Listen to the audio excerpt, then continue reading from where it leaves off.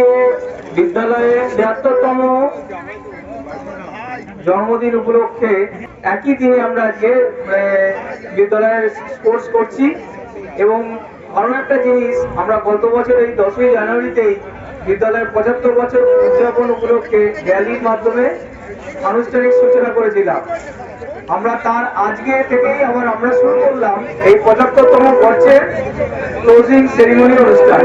এই অনুষ্ঠানে আজকে আমাদের প্রথম ধাপ হলো বিদ্যালয়ের বার্ষিক ক্রীড়া প্রতিযোগিতা। এই প্রতিযোগিতায় আমাদের ছাত্ররা, মানে বর্তমান ছাত্ররা এবং প্রাক্তন ছাত্ররা সবাই মিলে এই প্রতিযোগিতায় অংশগ্রহণ করেছেন।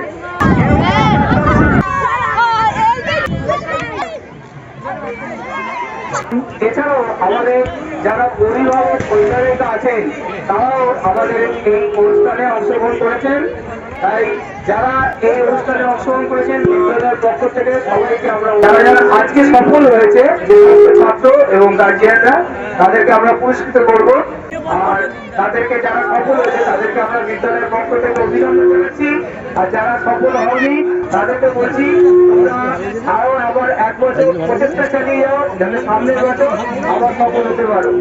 আর এই প্রসঙ্গে আমি একটা ঘোষণা করছি যে আমাদের এই ৭৫ বছরের চৌধুরী সেরিমনি অনুষ্ঠান হিসাবে আজকে যখন শুরু হলো, আমাদের পরবর্তী প্রোগ্রাম হবে 17, 18, 19 বিদ্যালয়ের বিষয় ভিত্তিক প্রদর্শনী। Class 11 science roll 110। এখানে আমাদের ছাত্ররা বিভিন্ন মডেল এক্সিবিশন করবে। তারপরে হবে 25 এবং 26শে জানুয়ারি শ্রীরামপুর রবীন্দ্র ভবনের বিদ্যালয়ের বার্ষিক পুরস্কার বিতরণী অনুষ্ঠান। সেখানেও আমাদের ছাত্ররা পুরস্কৃত হবে তাদের ক্লাসে পারফরমেন্সের জন্য এবং বিভিন্ন রকম ভাবে তারা গান, কবিতা, আবৃত্তি, নাটক পরিবেশন করবে। আমাদের বিদ্যালয়ের মাননীয় সভাপতি প্রমোদ মোহন দে মহাশয়কে পালন করছেন আমাদের বিদ্যালয়ের প্রাক্তন প্রধান শিক্ষক মহাশয়।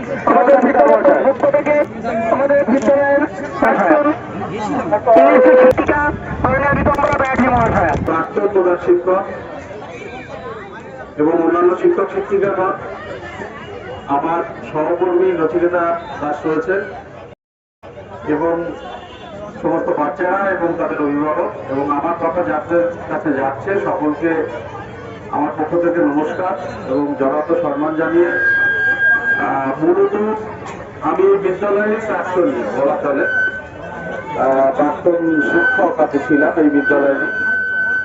খুব কম দিনের জন্য হলেও আমি শিক্ষকতা করেছি এই বিদ্যালয়ে, ফলে একটা নিজস্ব একটা টান রয়েছে এই বিদ্যালয়ের প্রতি আমার। ফলে এই স্পোর্টসে এসে আমার ভীষণ ভালো লাগছে। আমি আশা করবো যে বিগত দিনগুলোতেও যেন এইভাবে স্পোর্টস গুলো হয়। কিছু তাকে কিছু প্রবর্তন করছে চাইছি না। সবার আগে আমি আমার শ্রদ্ধা এবং প্রণাম জানাবো আমাদের এডিআই সাহেবকে। উনি আমাকে সঙ্গে করে নিয়ে এসছেন, ধন্যবাদ স্যার। আমাদের স্কুল বলছি, স্কুলের সঙ্গে আর্থিকভাবে জড়িয়ে গেছি প্রথম থেকে। এই স্কুলের প্রেসিডেন্ট সাহেব এখানে উপস্থিত আছেন, স্যার আমাকে উত্তরিয়ে দিয়ে সম্মান জানাবেন, স্যারকে প্রণাম। আমরা আমাদের সন্তানদেরকে খেলার মাঠে পাঠানোর চেষ্টা করবো, এটাই আমাদের লক্ষ্য হওয়া উচিত। স্কুলগুলো যদি খেলার মাঠে তাদের বার্ষিক ক্রীড়া প্রতিযোগিতা অংশগ্রহণ করে, এদের মধ্য থেকে আমরা প্রতিভাবান, বিশেষ করে অ্যাথলেটিক্সের উপর প্রতিভাবান আমরা খেলোয়াড় খুঁজে নিতে পারি।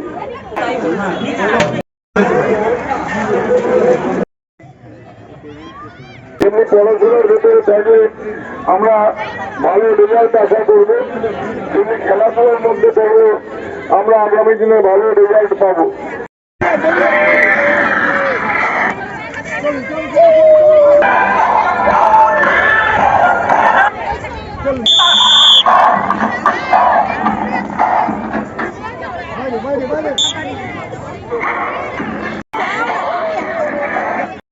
আগে আন্তঃ স্কুল প্রতিযোগিতা হতো, আমরা যখন স্কুলে পড়তাম তখন ফুটবল প্রতিযোগিতা হতো এবং রাজ্যব্যাপী হতো, জেলাব্যাপী হতো।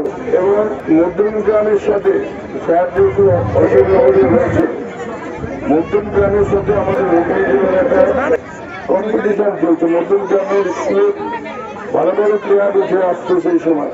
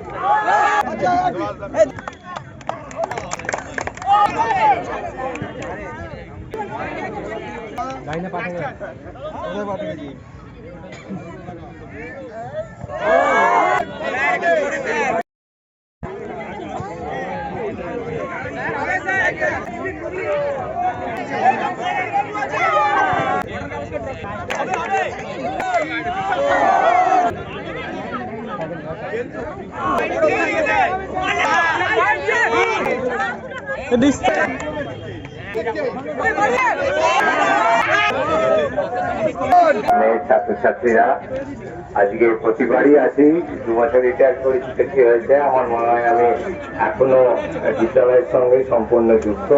সেই জন্যে যখনই আমাকে গোপালবাবু বললো যে আসতে হবে, আমি আসলাম। আমার বন্ধুরা সবাই ডাকলো, আমি এসেছি। আর খুব ভালো লাগলো। সারাদিন তোরা বিভিন্ন প্রাইজ পেলে, অনুষ্ঠানে অংশগ্রহণ করলে।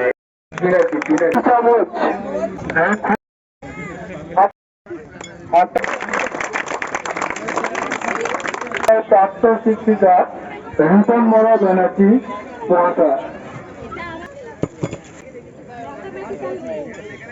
অঙ্কুশ ভূঁইয়া রেহানা,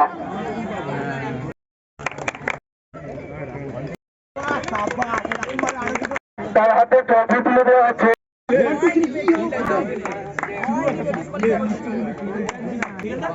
একটা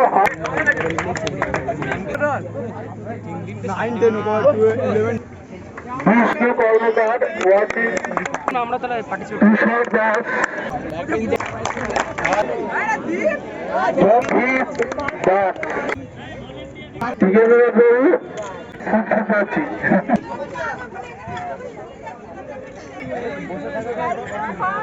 রনি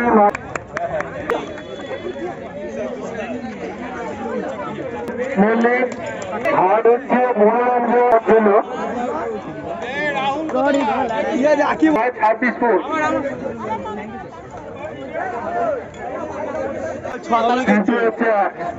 বাবার কামাল 6 তারিখের জন্য